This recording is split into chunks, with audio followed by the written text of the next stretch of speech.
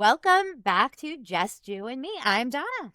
And I am Adam. And we're in person. We are in person, which is fantastic because I hate doing things, as I said, digitally, because apparently I'm an old man. No, your internet is slow. My internet's slow. I have bad equipment, which people have said that on some of the comments, and it's really annoying. Oh, no. Yes, it's super annoying. Sorry, you're insecure about your equipment now? What is that supposed to mean? You take it however you want to. You said it. Christ. All right. Hey, guess what? We have a special guest today. I know. And he's in the room, so it's even awkward. weirder. It's really awkward to talk about him like he's not here. That's true. So, without further ado, we have my father. His name is Thomas Neuman. Give a wave to the crowd.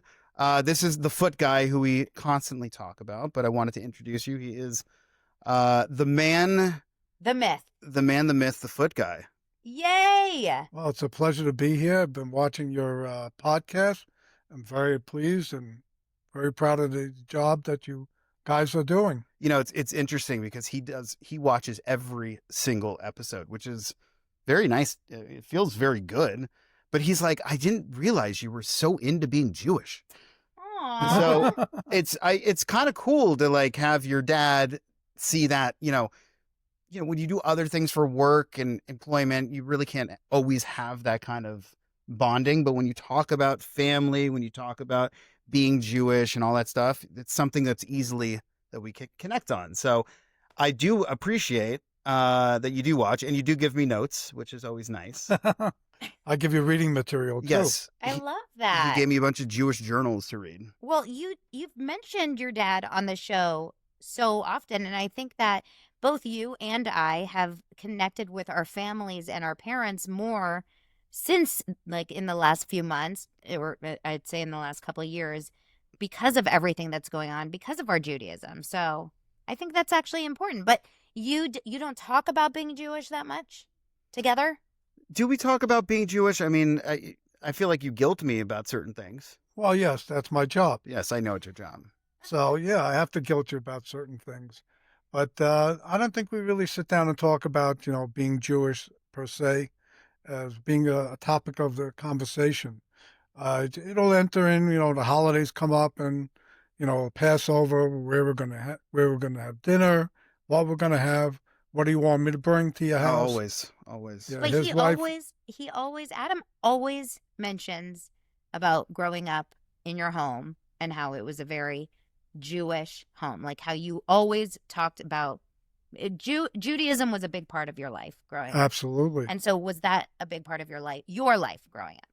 Yes, it was. When I grew up in Brooklyn. Mm-hmm. Of course, in New York Jew. I could tell by the accent. Yeah, I know. They called me the Brooklyn Poil. The Brooklyn what? Poil. What is that? Like pearl. Poil. Poil. Oh, jeez. I'm thinking Poyle. No. Oh, yeah, poil. Poil. The That's accent. so cute. Why the pearl? Well, that's just a word that you could slang it. Okay. Give it that accent. The Poil. To show that you got the Brooklyn accent. Okay, so you grew So up in I've been living here for 50 years and I still haven't lost my accent. For real. That's the way it is. Actually, my first language was Hungarian. I'm Hungarian. Oh, Are really? you? I didn't know that. I knew you're Israeli, but I didn't know you went back to that. My grandfather was born in Hungary. Oh, So interesting. yes, can you speak Hungarian?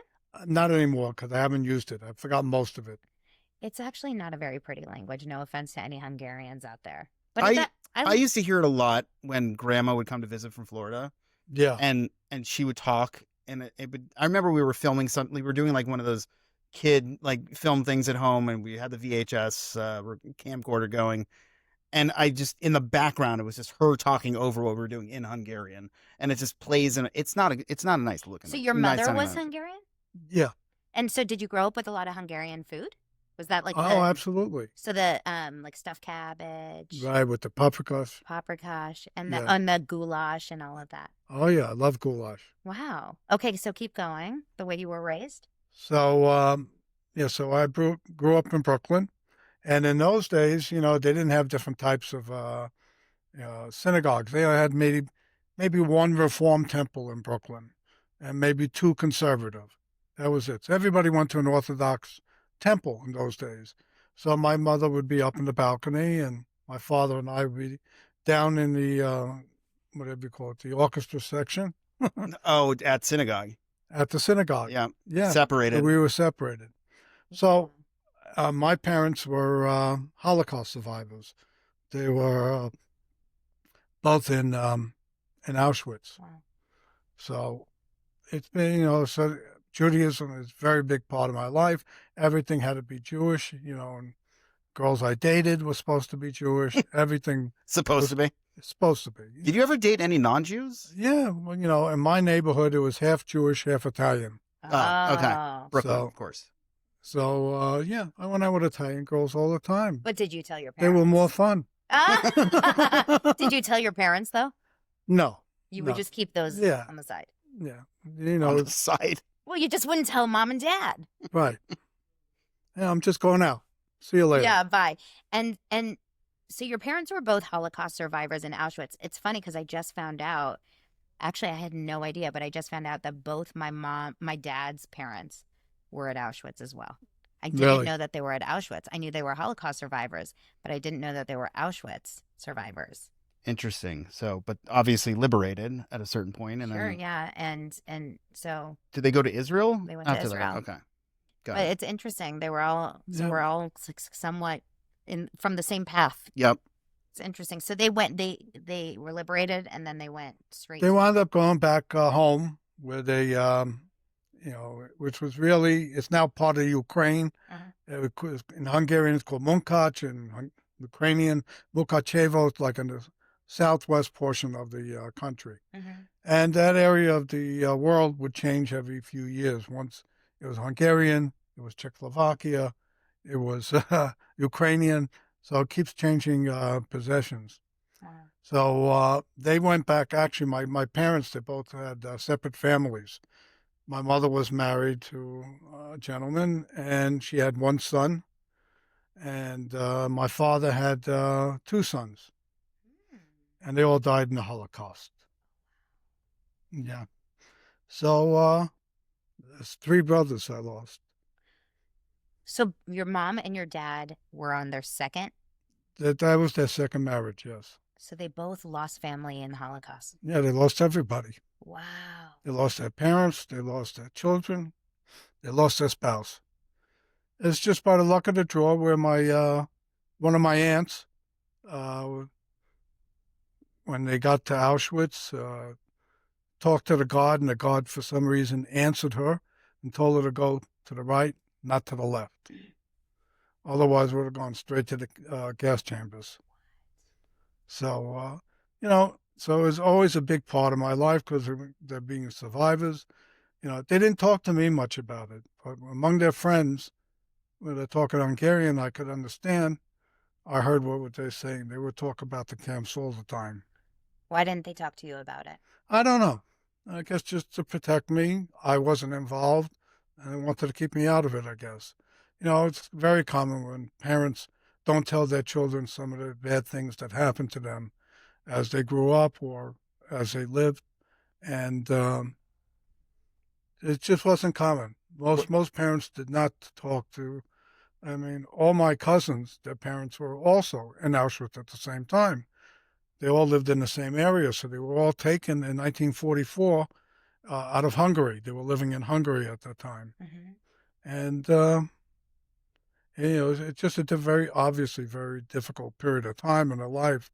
But they didn't want to drag me into that. So, Do you think that's why, after being persecuted and being thrown into concentration camps, it's always interesting to me that, it's because you're Jewish, and that it only made people who were Jewish more, I guess, into their faith, into more being Jewish.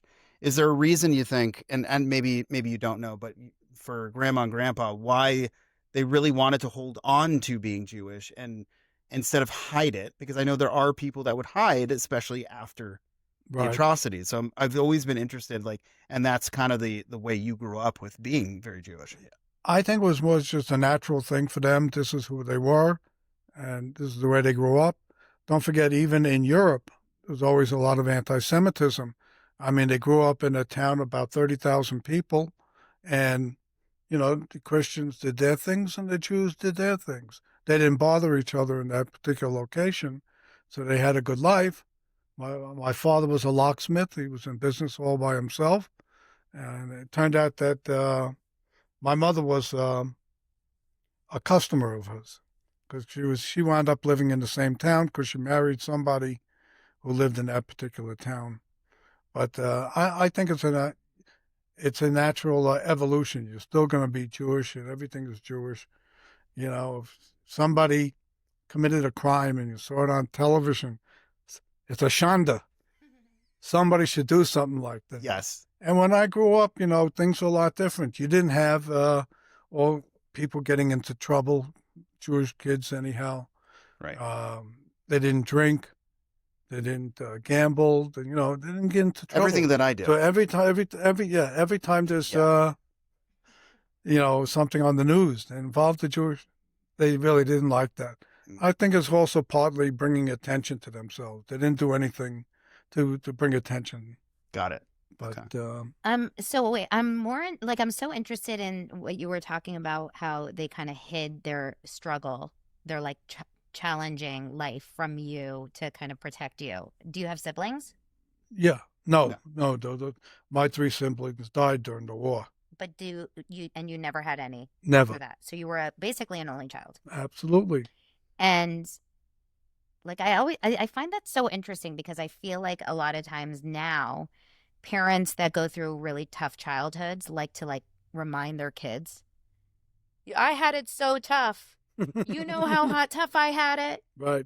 I mean, I feel like we do it all the time. No, he does. He did it to me growing up. It was a ton of that. Yeah, like I feel like Lance and I always tell our kids, like, if only you knew how hard we had it when we were kids. And meanwhile, your parents are Holocaust survivors and they tried to shield you from this to give you a really happy childhood. Did you have a happy childhood? Absolutely. They didn't want me to be involved in that. And that's their way of protecting me. But I think it's a very common thing with most of the kids, unless the kids were very curious and would ask questions. Yeah. So, what's his name? Spielberg. He did his Holocaust survivors stuff. I think that really initiated a lot of the conversation after that. So I have one uncle who did a testimony for them, and I have that on my computer. Yeah. So I can see it anytime. Did your parents ever do any sort of No, they didn't do that. anything? No. So what year were you born? 47. 47. Even I knew that. I was going to say 48. That's my wife. Mom. Right. 47. And you were living in Brooklyn until when? Well, in 1948, we wound up coming to America. I was born in Europe. Oh, okay. Yeah. I was born in Czechoslovakia. Okay. And fortunately, we had an uncle, or my father had an uncle, that lived here in York, Pennsylvania. He was a very wealthy man. He manufactured women's hosiery and stuff like that. I think he had something to do with the invention of latex. So he had to put up $100 for every one of us so that we wouldn't be awarded the state in order to immigrate to the United States. Wow. I mean, at that time, they didn't really have welfare like they do now, but they had to put up money to guarantee that we wouldn't be on the dole. Wow. So we were fortunate that we had somebody like that here. So we came here in 1948, and in fact, we went to Washington, D.C., and we went to I guess it was the Library of Congress. Yeah. We were able to look up the manifest. And That's right. And we found the ship that I came on with my parents. You saw your names. Yeah, saw our names there. It was really interesting. And you were 1. I was 1 year old. Right. Wow. Yeah. So I grew up, in Brooklyn. I had to learn English. That was the first day of school. I came home. I told my parents, you want to talk to me, you have to talk English. I'm not talking Hungarian anymore. Yeah. That's good. The kids wouldn't take it in those days, Yeah, they were making fun of you. Yeah. Except for the Italian kids. They had a lot of Italian kids coming, but they put him right onto the soccer team. Yes. Oh. Yes. And and there were a lot of Jews in your neighborhood? In my area, yeah, Yeah. I grew up in Bensonhurst. Yeah, it was half Jewish and half Italian. And very welcoming of Jews? Very what? Welcoming of Jews? Like it was a very... Yeah, everybody got along real well. Yeah, absolutely. There might have been, when you're dealing with kids, sometimes stuff comes up, but other than that, we all got along well. The one thing I do remember you telling me is that, when you went to summer camp, there was a summer camp that you went to where, because you weren't as religious as some of the other people there, then they got on your case and you got into fights with people because they were more religious than you were. Yeah, and they knew more. So when I was, I say about the first grade, I went to a summer camp up in the Catskills, and it was fantastic. I loved it. And every year after that, I asked my parents to send me. So finally, when I was in about the third grade, they sent me. Miserable experience. Miserable. These kids were all like Hasidic kids. So they knew everything, and I knew nothing. I went to Hebrew school, after school, Yeah. a lot more than you guys do nowadays. I went to Hebrew school. It was 4 days, Monday through Thursday, and Sunday morning, Wow. 5 days a week. And you didn't know enough? No. Because they were in school all day at Jewish schools. Right. Learning all of it. yeshiva. Yeah. And they had the whole pay us everything, right? They were full Orthodox kids. Yes. And they looked at you like a weirdo. Yeah, I was a weirdo to them. That's so strange to me. It's always such a weird So story. they would pick on me, and then when they would have, I don't know, an hour or two a day of study. And they took me from that group and put me with the kindergartners because I didn't know what the heck they were talking about. So it was a miserable experience. They sent me for 3 weeks. I told them, get me out. I showed them a letter, get me out of here. And for some reason, my rabbi from my temple was there. I thought, tell my parents, get me out of here. It's my own camp. And no, but I stayed the whole 3 weeks. So, what happened was though, until I hit some kid, oh, that's right. then they stopped picking on me. Oh, you showed them who's boss. Yeah. Well, we went to camp things with bunk beds. The and cabins. stuff. Yeah. And once you say Shema at the end, you're not supposed to talk. Mm-hmm. So I said something. On purpose? No, I think it's just that they were still being annoying. Oh, okay. All right, and fair. I decked one kid. And after that, they treated me well. That's good. It's like in prison, right? You got to pick on the biggest guy. Yeah, right. Knock him out. Not that I've been in prison before. Adam in prison? Mm-hmm. That's a show. So when you came to LA, and you had us, and you had my brother Jason, who is 3 years older than you. Just went 400 years. Oh, you later. Listen? Do you want to go? Fine, go through it. Keep going. But you skipped a long time. All right, go. When did you move to Los Angeles? We moved in 73. So you had already met your wife? Yes, we were married. And you met Mom how? I like details. Was it BBYO? No.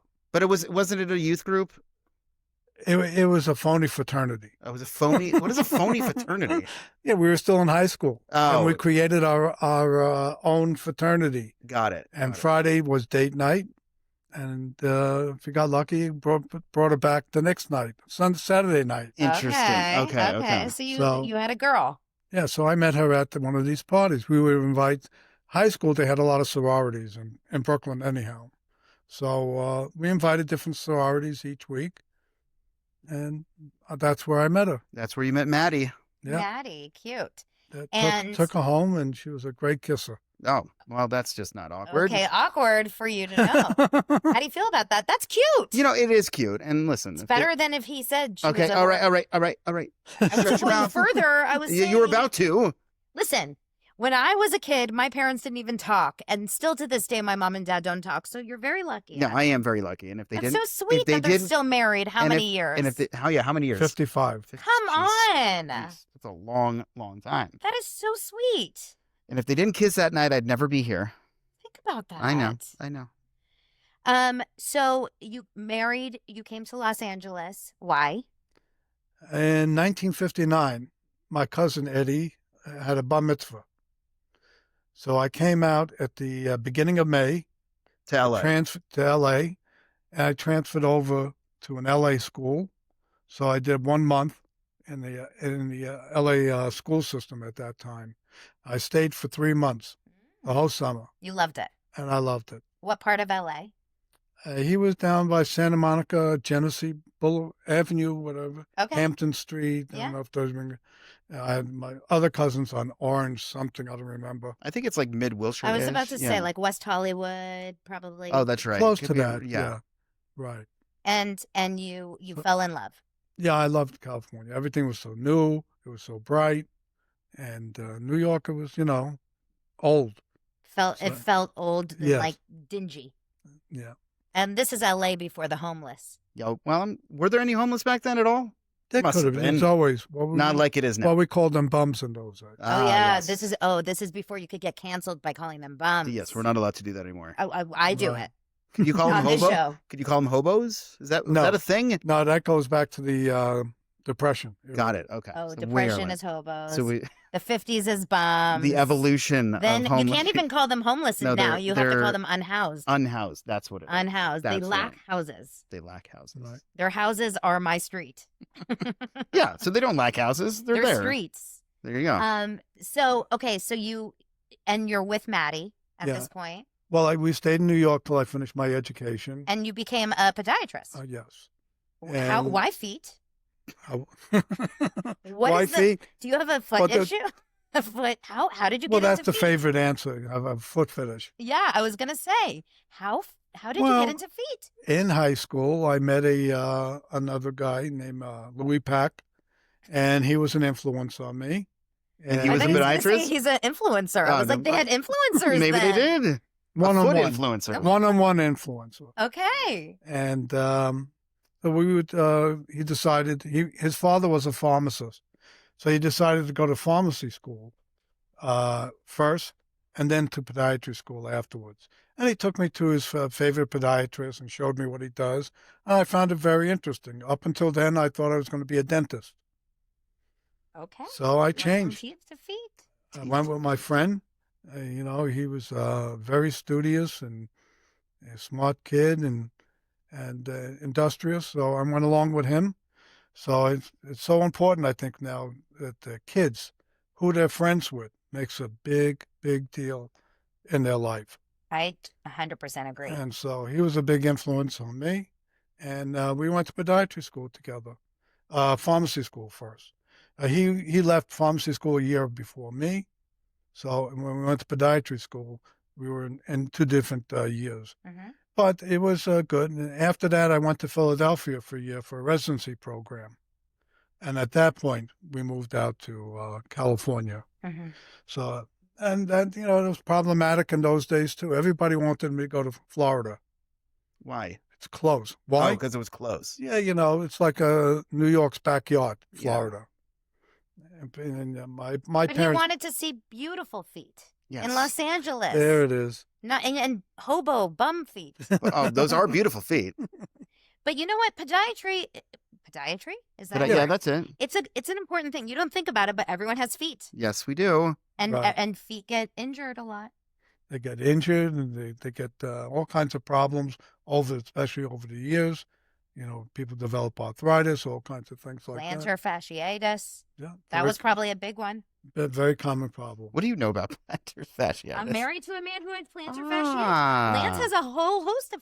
You know what? We're gonna call you later. You can just do it right now. What does it have to yeah, call Lance, later? bring over your feet. Bring your feet right there. Let's have a one-on-one right now. So you planted your feet. Ah, Get it? nice. Foot guy planted his feet in Los Yes, Angeles. love it. Pun intended. Pun intended. And then you started. You had your kids Yep. and little old Adam, the very little. I'm fine with the little part. The old part is what's getting me. Well, you look like an old baby, probably. What? You had a okay. Little Adam Thank came you. out, and you and your wife decided to raise your children, of course, Jewish, just like both you and I'm assuming your wife was raised Yes. Jewish also. Yeah. In a non-religious home. And you were much more religious than her. Yeah. We weren't really religious either. But like I said, we went to an Orthodox temple and the Hebrew school was associated with it. So you got everything that you needed to know. Okay. Other Jews just didn't go to temple. Yeah. But they were still Jewish. Yeah. They remained Jewish. I mean, I remember Maddie's parents, or at least her mother. It was important that I was Jewish. I had to prove to her that I was Jewish with a name like Thomas or Tommy. Yeah, Tom is not a very Jewish name. No. There are two reasons I got that name I was given. Number one, the president of Czechoslovakia was Thomas Masaryk. They said I was named after him. Then I got another story that they were liberated by the English, and there were a lot of Tommies in the English army. Oh, I like that story better. But there's, Tom, my mom had a lot of uncles, like family members that were Tom. Oh, really? So there is a Hungarian, in Hungary, there's a lot of Toms. Interesting. So it is an Eastern European thing. Because Right. in Israel, there wasn't Toms. Ew. Tom. And it would, yeah, I'm like, it's not going to be pronounced Tom. It would be like Tomar or something like Well, that. actually, on my birth certificate, it says Tomas. Tomas. Mhm. Now all of a sudden you're in Spain. I know. Tomas. Tomas. Well, I got that. That's the way they say it in Hungarian. Tomas. Interesting. So so then you decided, obviously, both of you guys, to raise your children Jewish, because I know Adam grew up, right? You grew up going to Hebrew school, Yes. Jewish summer camp. We belong to a conservative synagogue, Oh, really? which actually across the street from Heschel. Oh. And yeah, it is interesting that, you chose to do conservative over reform. Orthodox is out of the question. Understand that. But I am interested, like, why did you choose one over the other when you decided to raise us? Well, because we went to an Orthodox temple, reform was just too far for me to stretch. Got it. So, I'm a little schizophrenic, so we went conservative. Got it. Okay. So and I couldn't go to Orthodox. I couldn't sit next to my wife. It's true. So, I don't know. Maybe sometimes it's good. You could take a break from Maddie for a couple hours. yeah. It's called ski trips. Yeah. Oh, that's true. That we did that. We did that together. Yes, What? I get. You did took ski trips Yes. away from the wife. Yes. I'm sure she appreciated it too. I'm sure she did. Trust me, because I'm a boy mom as well, and my husband and the two boys, they go camping. It's the best weekend of my life. There's nothing better than when the wife is alone in the house, when all the boys are gone. Drinking her wine, her box wine. And I organize the pantry, listening to a podcast in silence. There's nothing better. By the way, when are you going camping? What traditions are really, really important to you as a family growing up, when they were growing up and still today, of the, the holidays? Which ones, will you never, ever miss? For example, obviously, Passover is one. That's very important. And you keep Passover. You don't eat bread. You don't keep Passover. I used to. But yeah, you not used now. And it's interesting. It's from when growing up, we've had these Haggadahs that we've been using for years, and we still use them now. So we will host Passover at our house, and he'll still lead the Seder with the same, and Haggadahs. He brings the same Haggadahs over, and we had the same one since as long as I can remember. And it's like the best memory, because it will bring you back to being like a kid, and then Bellamy and Lincoln will remember the same memories. It's so cute. I love that. Yeah. That's really sweet, actually. And it's like the same songs. You remember the exact words and the spills of the wine. Oh, there's so much wine and Haroset all over that thing. I love that. But yeah, and you can recognize every single page. You know what's coming next. And you know which ones you skip? Yeah. Oh, there's definitely skipping going on. Well, I try to keep it variable. I'll change it every year. Yes, you do. We'll read this page. We'll read that page. Next year, we'll read something else. Yeah. Most of it is in English, so it's not done like traditional. Yeah. What about I saw some Italian comedian on television a couple of weeks ago. He was talking about Passover, and he went over to this Jewish house, and he's sitting there. He's starving. You didn't eat all day. I said, when do we eat? Well, we got to say our prayers. Okay. About 2 hours, you know? He was really funny. Yeah, and that's short in some houses. Some houses they go like real long. Yes. I remember one of my friends is Persian, and she said that it's like a 4 hour Before Seder. they eat. Yeah, they go all night long. Well, Sephardic Seders are so different I've than never done. Oh, they're throwing onions at each other, whipping onions at each other. It's a whole. It's like a show. It's not a show. It's more interactive, I Whipping guess. onions. Yeah, it's completely different than what we do. You've gone to one? I've gone to one before. Wow. Yes.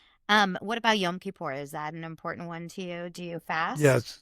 Well, because of health issues, I Sure. don't fast anymore. But you did. Oh, yeah, I did. And you we go to went to temple. You know, I don't stay there all day. We go for a few hours. I drag my son Jason along with me Yeah. because he's got his own temple now. Yeah. And we go there. We have, it's important to see it. It reminds you everything, reinforces things in your mind.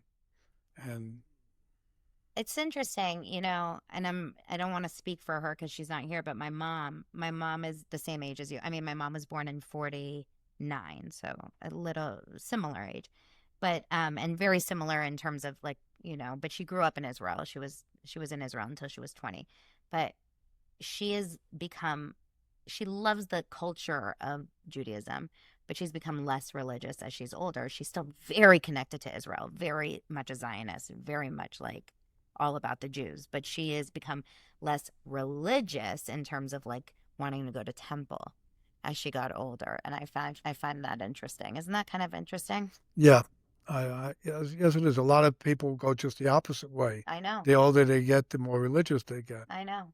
Yeah. She says that like she feels like more spiritual, but she loves Judaism. She's Right. not against Judaism. She loves Passover. She loves all the holidays, and she loves, like I said, very pro-Israel, like beyond. So it's not anything against. Yeah. It's just sometimes she questions like the whole idea of religion and going to temple. And I'm just wondering, you have the opposite. Yeah. I wouldn't say the opposite because I definitely didn't increase my time in temple. No. No. I'd say But- you're pretty consistent from when we went. Yeah. I mean, obviously you participated more in synagogue when we were getting, when we were going to Hebrew school and we were getting bar mitzvahed. But I'd say in terms of like still the attendance of what you do and your involvement, it's pretty much the same. Right. Being Jewish was always very important to me. It was important growing up. When Sandy Koufax would be out on the mountain, everybody would listen to their transistor radios and see, especially in the World Series. Yeah. And the World Series is always during Rosh Hashanah. So we go outside, take a break. They're reading the Torah. Let's go outside. And we're listening to the Dodger game because of Sandy Koufax. But being Jewish has always been very important to me. I have a whole library of Jewish books and stuff. Yeah. Yeah. And I do find it interesting I occasionally go to the temple to discuss with the rabbi and other individuals. He will have continuing education classes. I find that stuff very interesting. And, in stuff that they say and do in the Talmud is very, very important also. I mean, in the knowledge that Judaism has gathered over 3,000 years, 4,000 years is just phenomenal. So for me, basically, I'm not a religious person, but I live like a Jew. And I find that's very important because I think Jews have figured out a good way to live. Tell us more. Stay out of trouble, study, and be,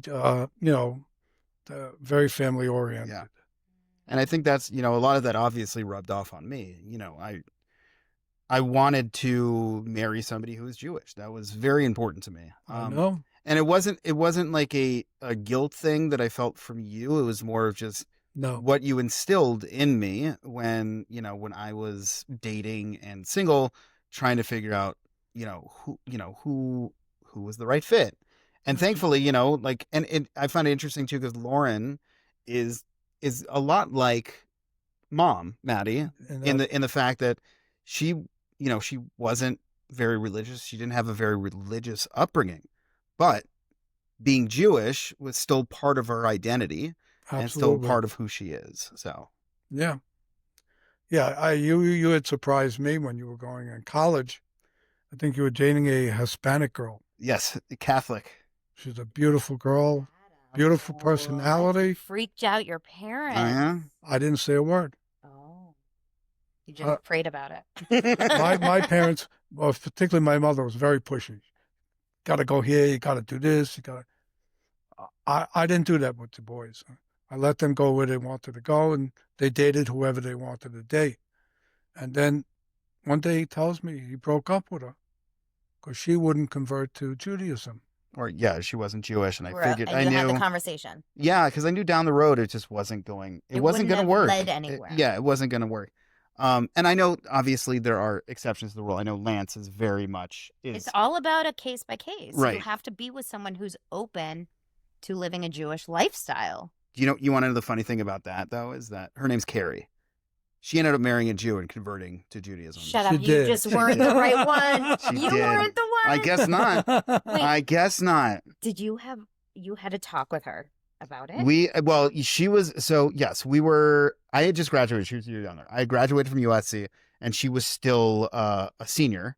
And I remember I went to USC. We were I don't know we were rocky at that point anyway. But then like I went and we had a whole entire conversation in the lobby of her sorority house. So romantic. I know, and we just sat there. We talked about it. A lot of crying.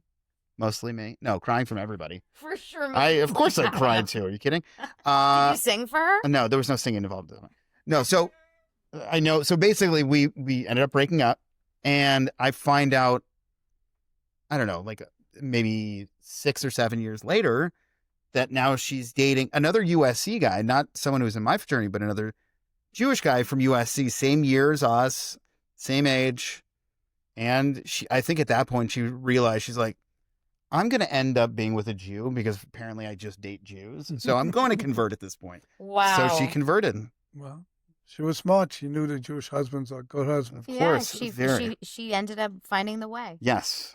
When It's there's so funny. all roads lead to Did you? Jew. All roads lead to Jew. That could have been a good podcast name. All roads. Okay. Well, if we do another one. Chapter 2. Chapter 2. Yeah, when I met Lance, and I've talked about this, so I won't get into detail, but when I met Lance, we had a conversation because he's not Jewish, but he wasn't really anything. But he had dated Jews before, so he was very open to it. Now, Lance was so okay with us raising our kids Jewish, having a Jewish wedding. I told him that our kids are going to be Jewish. We're going to raise them Jewish, no problem. He was like, okay. My parents are Israeli. Like, Right. it's in our home. Like, there's no question. Well, our kids go to Jewish school. Yeah. They're going into 5th and 7th grade. They're still at a Jewish school. Our older son is like a little mini rabbi and has a big, Israeli flag in his room. Like Lance is like basically more Jewish than me. Lance came home the other night and sorry if I like just shag you out here. Lance comes home the other night and he's like, I just got into like a big conversation with a buddy of mine about, politics and everything and how I just can't really connect with a certain side anymore because I'm a Zionist. And I'm like, I fucking love you. See, there you go. You met someone who may not be Jewish, but a Zionist. But that's really what matters. Right, of course. It matters that you're with someone because think about how many in this day and age, how many actual Jews, born and raised Jews, don't support the Jewish cause. I know, particularly in the younger generation now. It's just unbelievable what goes on. They get brainwashed in college and even in high school. So this was actually what I was curious to talk to you about because I talked to, my mom and my stepdad about it in your generation about it. And it's just so sad to see, you've kind of gone through the gamut. You were raised from Holocaust parents, and then you lived through a time where everything we've talked about seemed fairly calm Absolutely. in the Jewish. We went through a period of 50 years that seemed like it's been kind of nice since the Yeah, 70s. it's good to be a Jew. Right. There you go. It's good to be a Yeah, Jew. success and positivity, and there was all these amazing films being made in our honor that feel like, look at our struggle, and just people, Right. Schindler's List, like everyone's wow, wow, wow. And no persecution. And yeah, there's random hate crimes here and there, but like one in 100. Right. Most of them were really not targeted at us, and then these last few years, but then really in the last 2 years. So, how are you experiencing it? How are you seeing it all? Well, I'm glad we have a government that sees it and is acting on it. Mm-hmm. I mean, and Netanyahu is an amazing leader. I mean, what he's done for Israel is just unbelievable. I mean, it goes back even because Israel was founded as a socialist state, and it doesn't work. It just doesn't work. And he changed the whole economy of Israel, and that's why they have some of the best medical centers. They have some of the best research for computers. Intel is located there. Every major company that's in computers is located in Israel Yeah, now. there's a lot of tech, a lot of amazing minds working Right. in Israel. So Netanyahu is responsible for changing that? Well, yeah, he changed them over to a more capitalistic. So when was that? That was more recent than it had to have been. Well, 20 years already, something He's like been that. there 20 years? But they were capitalistic, but socialistic also. That's where the kibbutz comes from. It's a socialist lifestyle. Everyone helping everyone, kind of. Yes. Communal. Right. They shared kitchen, shared everything. And it's nice in theory, which is why the Right. younger generation tends to fall for people like Mandami. Yes. Yeah. New York. As my friend calls him, But that- Zagram Salami. Zagram Zagram salami. Salami is what he calls him. Actually, that's something we haven't talked about, actually, and I am interested to hear, because you are a New Yorker at heart. Yes. And to see something like this must be heartbreaking for you. I mean, I obviously have deep-rooted connections in New York just from you and from being there all the time. In my 20s, I used to visit all the time. And just me seeing it it's so scary to me. Right. And it's sad. Yeah. Any city in the United States he's an Islamist and he's a communist. Yeah. I mean old style communism. He wants to take over the what is it? The method of productions. He wants The grocery stores. Yeah, it's unbelievable. Yeah. So you get lines again. What I find so interesting is the campaign that's fighting, or I want to say that's going against the Jews are legitimately scared because he's not able to condemn that phrase, globalize the intifada. He is not able to condemn it. And I'm sitting here in our kitchen the other day and I'm like, what is the actual definition of globalize the intifada? I've never looked it up. Right. So I asked ChatGPT, my bestie. Yeah, oh yeah. And I ask, and it's literally, of course, now I don't remember, but it's like, what was It's the condemnation of Israel. It's basically the fact that they don't have the right to Exist. No. have a state. No. You're thinking of that's Zionism. You're thinking Zionism is believing in the right of Israel to be a Jewish state. Globalizing the Intifada is the call to attack Jews. Right. They want to kill every Jew. Yeah, it's Well, that's the thing. literally the call to attack Jews, And- and he cannot condemn that phrase. And he was asked 3 times on one news program, and he found a way to skirt the question without Right. saying, yes, that phrase is wrong. I think the big issue is that he's taking a word like intifada, and he's attempting, at least in front of everybody, to remove the violence from it. But history has shown that anytime there has been an intifada, it is violent. And it Suicide is bombings. I mean, that's when you see people in this country, when you see Josh Shapiro getting his house burned down, when you see people getting killed at the outside, embassy people getting killed, when you see it now, an 82-year-old woman who just succumbed to her injuries when she got burned in Colorado by a Molotov cocktail by some crazy fuck who threw something at her. That is what globalize the intifada looks like. This is where the violence comes. Yes, these are little things, not little, but little things here and there, but it'll grow and grow and grow. And that's what this means. And the fact that he cannot just take a step back and say, you know what? Globalize the intifada, this is bad shit. I shouldn't be saying this because it has. And I shouldn't allow anyone to say that either. Like, Right. I shouldn't say that anyone saying that is okay. Right. And he's not, it's very bizarre to me that he will not condemn it at all. Well, he's being true to himself. Yeah. There you go. He's scared because he knows that if he says I condemn it, he's going to let down his base. Right. His base. But funny, his base are wealthy young people. Wealthy white Also, yes. young people. That's his base. In And other a words, lot of- college educated. Yes. That's who it is. It's college. Right. And I remember seeing some kind of chart like a week ago. And most of the people who voted for him were college educated. You could see the difference in that. Right. So when we talk about how these institutions now are brainwashing, and you see it every day when there's all these things happening outside with the encampments and these protests that turn violent. This is what we talk about, where these institutions are brainwashing these kids into these types of thoughts. And it's Because they only hear one side in the university. There are no conservative professors. Maybe 3% of the professors are conservative at all. Well, because in this day and age, to equate the word conservative equals immediately, you don't believe in human rights for young people. You don't believe in gay rights. You don't care about immigrants. You are a horrible human being. You want to take away all rights of women. Like, there's no room Right. for nuance. Yeah. Right? They just see, if you are not liberal, you are a monster. That's how it's seen.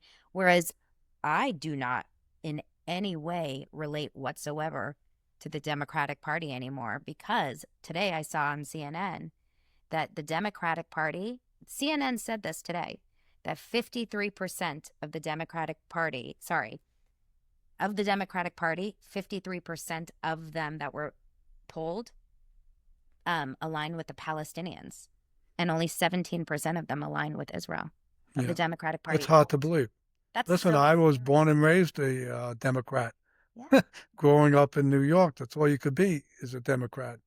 And just because this guy has a D after his name, I think a lot of people are voting for him too. But they're going to learn. If they elect this guy, the city will fall apart real fast. They have a very leftist city council also. So this is just going to accelerate the whole process. But I have faith that they won't elect him. You don't think so, huh? No. I mean, No. they're talking about splitting the vote. That could be a problem Right. between Because the Adams other- And Cuomo. and Cuomo. Yeah.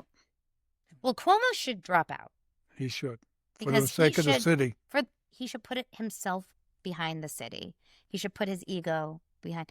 But the problem is, I mean, I just think that the younger generation is just they're so loud right now. They're so convincing. They're very strident. And this Mandami, am I saying it right? Yeah. Is so good with his marketing. Yeah, he is. His marketing and his campaign was so strong. His commercials are so I mean, really, I don't know where where is he getting? Well, he comes from a millionaire family. Yeah, I mean, he was not raised in poverty whatsoever. He was very much silver spoon. Yeah, both his parents are professors. Right, And exactly. I His think mom his is a father huge is a Marxist. And his mom is a huge Director too, yeah. film director, who tried to get Gal Gadot uninvited to the Oscars, by the way. They're so anti-Israel. Like, why are Right. we playing around? And Rolling Stones, did I send you this Mm-mm. today? Rolling Stone magazine, which is a music magazine. Well, it hasn't been a music magazine for a while. It's been I'm guessing you're going to say something political. Well, I'm definitely not going to talk to you about the charts, the music charts. Rolling Stone posts today. My friend Zach sent it to me at 5 this morning when I woke up. He goes, "Oh my God, look at this. They tweet this morning debunking all the BS about Zohar and Mamdani. By now, the waters have been thoroughly muddied with misinformation of Mamdani, much of it characterized by Islamophobic hate." Yeah, well, that's what they're always hiding behind now. They're always be hiding behind It's that people are Islamophobic because we don't Right. like. No, we don't like him because one, he doesn't like Jews, obviously, and two, his policies suck. Right. It has nothing to me, at least to me, it has nothing to do with Islam. It has nothing to do with him being Muslim. I could give a rat's ass at this point with that. I look at him as being a socialist. I look at him as being somebody who's so anti-Israel and is okay to use phrases that we've mentioned before, that it's completely ridiculous. That's why I don't like him. It has nothing to do with that bullshit. Can I bring up a point really fast about this that I find so incredibly hypocritical? And I'm trying, I tried to say it the other day to Lance, so I'm going to try to verbalize it in a way that because it makes sense in my head. You know how we always say anti-Zionism is anti-Semitism? Yeah. And we try to explain that. And they say, no, it's not. No, it's not. But what we say, when you talk shit about, whatever, that is anti-Semitic. And they always say, no, it's not. No, it's not. When we talk badly about him, they immediately Right. go to it's Islamophobic. Yeah. So why is it okay for them to say that, but it's not okay for us to say that about us? The other thing that happened over the week was this guy, what was his name? Bob Villain. Right. So I don't know if you heard about this, but we're on different social media. We have different target Maybe he has, demographics because it's been all over the news. So At the Glastonbury Festival. So in the UK, there's the Glastonbury. Is that how you pronounce it? Yeah, I heard about that. Right. So there's so that festival it's been around for years. It's been one of the biggest festivals around. And, earlier this year at Coachella, they had that band Kneecap or Knee Jerk or Circle Jerk, whatever the fuck they're called. And, they with very anti-Semitic rhetoric. And because of that, they ended up losing their visa opportunities to come here and tour, all of that. So, and I talk a lot on this podcast about music and loving to go see musical acts. And just how I don't want to hear this stuff. I want to enjoy the music and really get into it. So this Glastonbury happened over the weekend, and there was this guy, Bob Villain, which is the funniest name just because it just rhymed. It's Bob Dylan, but he's now a villain of everything because his name's Bob Villain. And he's out there chanting death, death to the IDF. Now, what you were saying is interesting is that when we talk about being anti-Zionist, it is anti-Semitic, right? It's the same thing when you say death, death to the IDF. When people live in Israel, it is mandatory for them to join the IDF. It's part of life in Israel. So when you are, what was that? Men and women. Men and women. You have to. Or you cannot skirt it unless of sickness or marriage or I forget what is the other reason. But when you say death, death to the IDF, what you are saying is death, death to everyone who lives in Israel, to Jews. It's like they don't understand it. I mean, the good news that came out of that is that, again, like Kneecap, is that this guy ended up losing his visa. The tour was completely canceled here. He lost, I think, his management. He lost many concerts. Even in Germany, he lost his show. Yes, in Germany, he lost his show. Somewhere else, other places have canceled. But it's but you still go online and you still see these things on social media.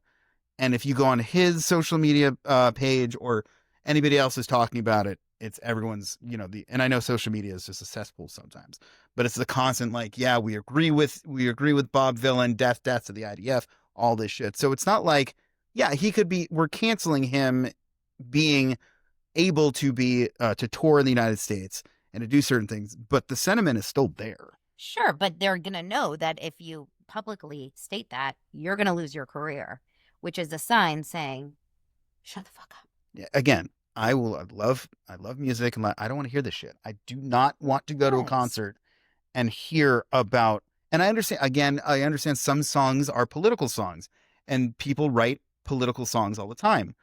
but I'm not going to see a speech on everything that's happening right now. I don't want to hear that.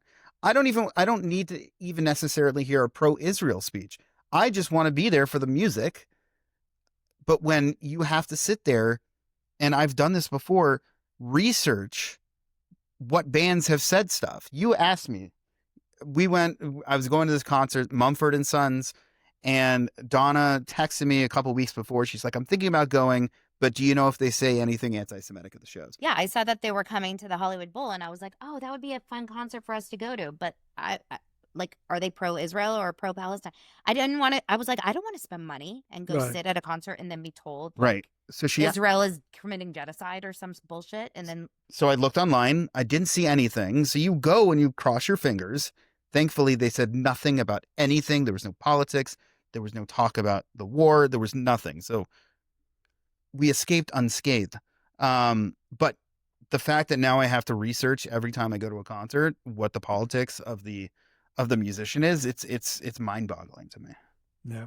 Well, there was a lot of stuff like that going on in the 60s and 70s, but it was all positive. that's what I'm saying. It was It different. was for civil rights.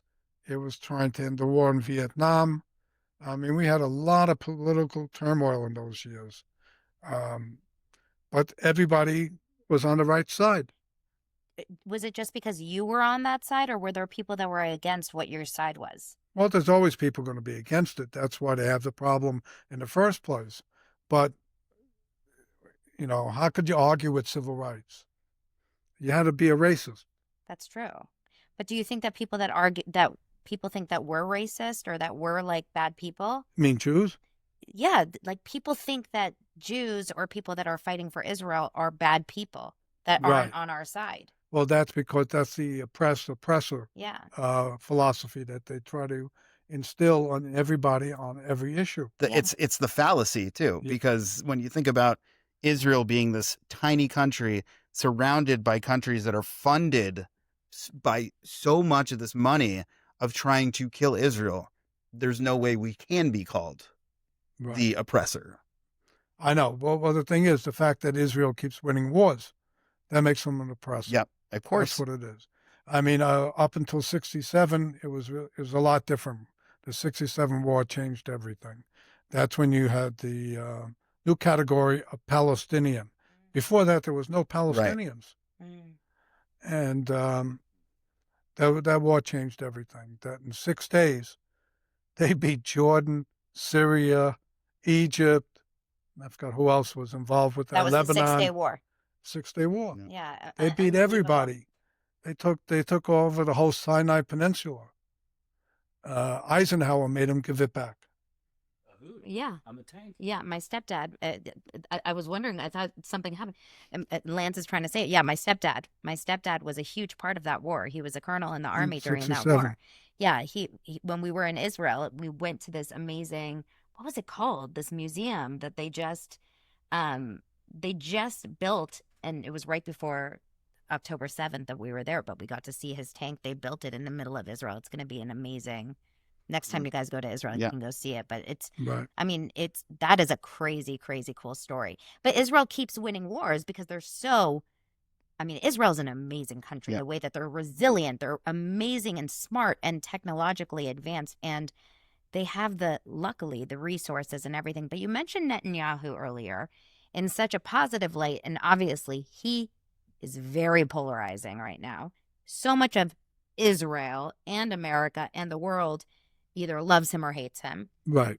You clearly really like him. I am curious, what do you think about how he's handling the war?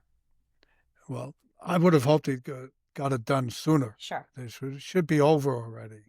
But the bottom line is no more Hamas in the Gaza Strip. They have to be gone. That's it. Otherwise, the same thing's going to happen all over again. His point right now is just to end it. No more wars. This is the last one. And hopefully they can get these other countries that were going into the, what do you call the Accords? The Abraham. Abraham Accords. I mean, that was a fantastic thing that was going on, Yeah. put together by Trump. Trump and his son-in-law. Jared Kushner. Jared Kushner, yeah. Right. So Is they this- they approached everything different. They didn't approach it from the Palestinian point of view to give them a country. They just wanted peace. That's it. So everybody's joining the accords, and hopefully it'll continue on, and I'm sure it will. Listen, they say they started this latest war because Saudi Arabia was ready to sign onto the accords, and so they started a war. They had to disrupt it. Yeah, Oh, that's what they're saying. That's yeah. what- That's why they attacked at that particular time. Oh wow. Yeah. So What do you think the possibilities are that Hamas really truly gets defeated? Like, I just feel like they're cockroaches in the sense that, like, they'll never Well, die. there's obviously going to be some people around. You can't get rid of all of them, as long as they don't have any power, no political power. They're not running the country. That's what Israel wants now. Yeah. But Netanyahu is determined to put an end to Hamas. They'll have a ceasefire maybe, but Hamas is never coming back. That's it. I really hope you're right in terms of that They'll happening. be underground, but they won't be like running. cockroaches. But they won't be running the Congress, the Country, yeah. And how do we get those hostages back? There's still Very 20 or difficult. 30 that are alive, apparently. Very difficult. Yeah. I'm so like ready for this to be done. Yes, Until it's done, I mean, it's like a nightmare. I know. You would think it'd be done by now. It's I been mean, what's so left? long. Now I have a What's question. left in Gaza? There's nothing except Hamas. So my question to you though is, okay, let's say Israel defeats Hamas. It's gone. The war's over, and like you said, no wars. Does the rhetoric about Israel and anti-Semitism continue at the height it is? Does it die down, or does it disappear? I think it'll die down just a little bit, but I don't think it's going to disappear. It never has. I mean, there's always been anti-Semites from the beginning, Mm-hmm. and there's always going to be anti-Semites. It's just the way it is. It's a fact of life. I think we have to accept and deal with. Yeah, Shitty. I think unfortunately this is. I don't think they'll just move on. I think this raised a whole host of other, a new generation. But hopefully one day they'll start to realize their eyes will be open to the atrocities that really happened, and who's really the bad guys and who's not. And maybe maybe they'll start to see it when it kind of starts to happen to them in a different way, Yeah. right? Like another. I hate to say it. I really don't want to say it, but like a 9/11 type of horrible thing has to happen for a new generation for them to be like, wait, what? We were wrong this entire time. Yeah, I mean, I hate to say it. Pulse nightclub. Pulse nightclub. Pulse nightclub. Tears for Palestine. Yeah, Pulse nightclub. Remember what happened at that nightclub? There was a gay nightclub, and there was Orlando, I think. in Orlando. What year was that? 2005 or 7 or something? And there was like a mass explosion. It was basically, wasn't it a suicide? I think it was a shooting. I thought it was a Shooting? shooting where it shot And up anytime. it was a Gay club. gay club, and it was in Islam, like an Islamic, um, A radical Islamist came in and killed a bunch of gay people at a nightclub, and it's like they forget the Queers for Palestine. Right. Yeah, they'll be thrown off the buildings. For real. Yeah. They think that they can live there in harmony. they're going to go there and enjoy Palestine, enjoy Gaza. Now, before we wrap, you guys went to go see Douglas Murray Yes. last week, and I know that you drove down to Orange County to see him. I'm sorry. The drive still gives me PTSD because it was is like 2.5 such hours. a horrible drive down to Orange County in the middle of the week. There No, needs to be a train. there needs to be some, or a helicopter. Just God damn it. Give me a helicopter. I don't take a helicopter. I'll take the transporter. There you go. I like that even better. It's very Star Trek of you. I like it. Now, does he say, "Have you been?" Yes, of course. I No, mean, he really does. well, he does he accentuates the bean. Yes, of course. He does it during all of that as well. Okay, so Douglas Murray became very famous, obviously, years ago, right? He was a journalist, Yeah. like an investigative journalist, who is traveling and seen a ton of wars, has covered everything all over the world, things that we have never seen, things that we don't want to see, because it's just an amazing feat that what he has done. And what makes him very interesting and special is that he has seen these things. He has been there. He has been seen. To Gaza. He has been to Israel. He's seen everything that's going on. And he has also been to Ukraine. He's been to Russia. He understands everything that's going on. He sees it. And so with that and with all that knowledge, he comes up with with basically what he believes is wrong with the world. And a lot of it is where we talk about radical Islam and the cult of radical Islam. And what they want to do is destroy the entire West. It's not just Israel. It's everything that the West is all about. So Western civilization. Correct. Mm-hmm. So U.S., bye-bye, everything. And he had a new book that just came out. So he's on a little book tour. You and I went to, what was it? The Nixon Library, which is pretty cool. I'd never been there before in Orange County. Was it beautiful? It was a pretty cool place. And I think the ballroom where they had it was awesome. Some cool paintings. It was just a cool little venue. And, we talked, and it was very interesting because, he's obviously there promoting his book, and he was talking a lot about what's going on in Israel, but he had a lot, Israel and Gaza, but it was an interesting time because it was right when, it was during, I believe, either the ceasefire, or I don't remember exactly where it was, with Iran, and talking a lot about that. So it was very interesting to see what he had to say in person. I think a lot of stuff that he was saying we had already heard from like stuff that we've seen online and stuff that we've read, but he was bringing up like these idiots that it was actually brought up during the conversation, was the Joe Rogan interview where, what was that guy's name? Dave Smith, where Dave Smith came and started talking to him about this. And what I think what's really good about him is that Douglas Murray, is that, again, he's been to these places. He will always say to you, have you seen this place? Have you actually visited these countries? Have you been there? You can't give your fucking opinion unless you really have seen it. If you've been there and understand all the little things that are going on. And I find that always fascinating what Douglas has to say. Yes.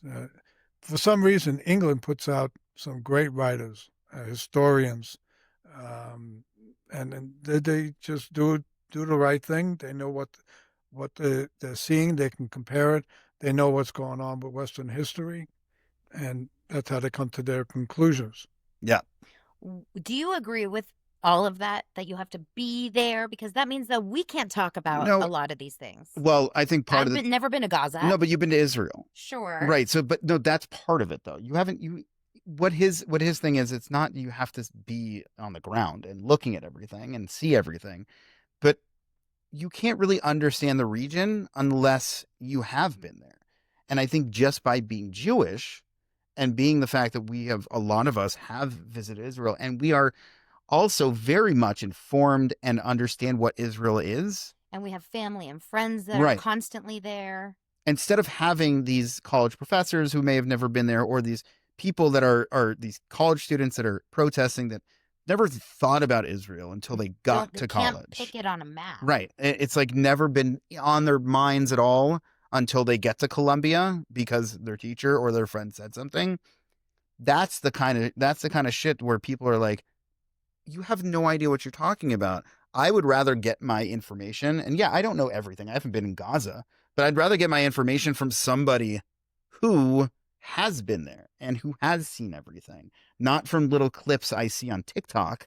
It has Dave Smith, the guy that he was, he got very famous, like he got very viral off this interview with Joe Rogan and Dave Smith.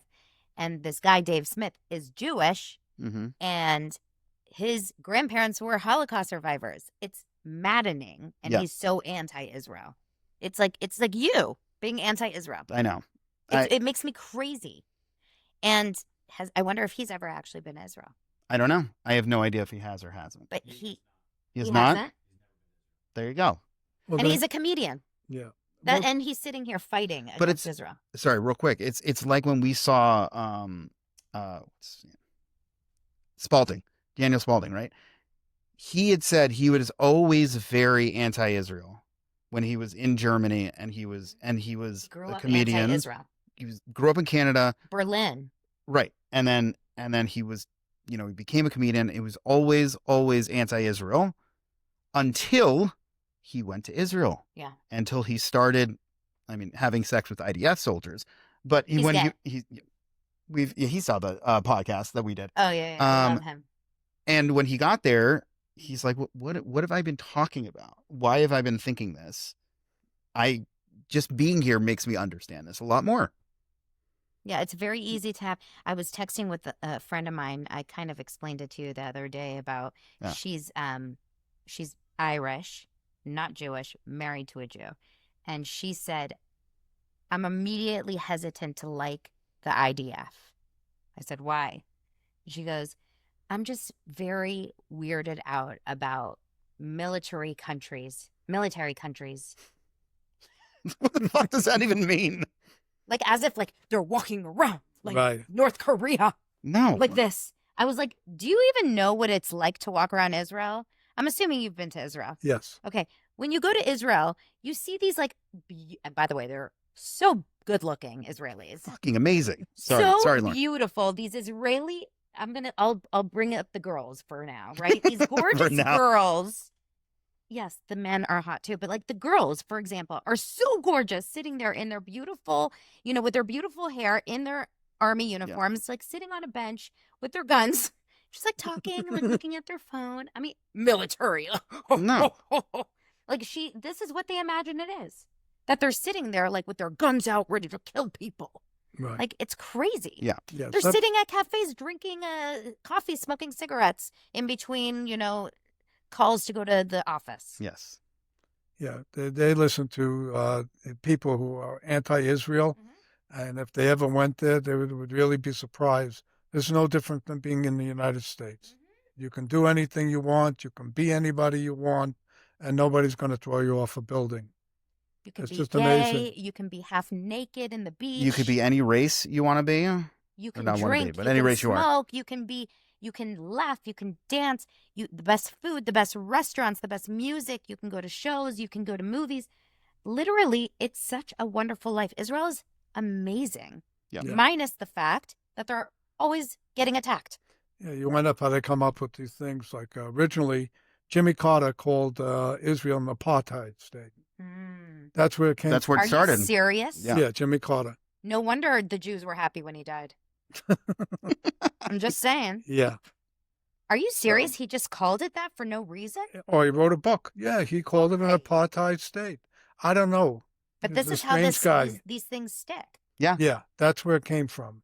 And then I remember reading this gentleman from South Africa.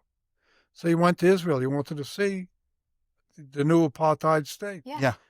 He said he couldn't believe they called it. If Give anybody, me, give me apartheid if this is it. right? Yeah, if I'll anyone's take gonna it. if anyone's gonna know what an apartheid state looks like, it would be someone from South Africa. Right. And then someone visiting Israel is like, no, this is not what we had. No.